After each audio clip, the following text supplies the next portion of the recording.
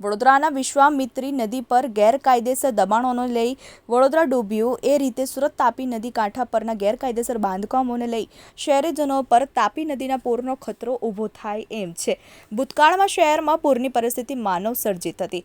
સરકાર જવાબદાર હતી। હાઈકોર્ટના શુગના બહેન ભટ્ટના કમિશનને સ્પષ્ટ પોતાના રિપોર્ટમાં જણાવ્યા છે। તાપી નદીના કાંઠા વિસ્તારમાં થયેલા આડેધડ બાંધકામોને લઈ શહેર પર પૂર સંકટ આવ્યું હતું। સરકારના મળતિયાઓ દ્વારા આવા બાંધકામો થઈ રહ્યા છે।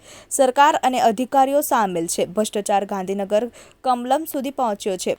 પ્રદેશ અધ્યક્ષ CR પાટીલ અને ગૃહ રાજ્યમંત્રી હર્ષ સંઘવી સુરતના છે। સુરતના લોકોનું હિત તો હોય તો આવા તાપી નદીના કાંઠા વિસ્તારમાં થઈ રહેલા ગેરકાયદેસર બાંધકામો પર તાત્કાલિક એક્શન લેવામાં આવે। મેં પહેલાં જ કીધું એમ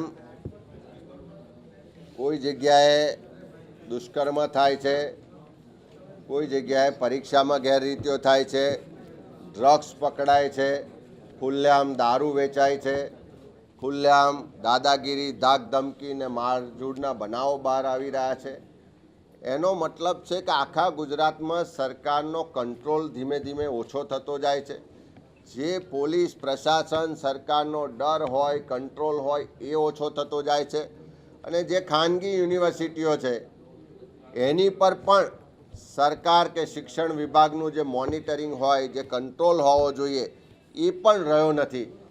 અને સરકારનો જ્યારે કંટ્રોલ ના રહે, સરકારનો ડર કે સરકારની અસરકારકતા ના રહે તો હું માનું છું કે દરેક જાતના બનાવો દિવસે દિવસે વધે। અને એટલા જ માટે આ સરકાર બધી જ રીતે ફેલ હોય એવું દેખાઈ રહ્યું છે।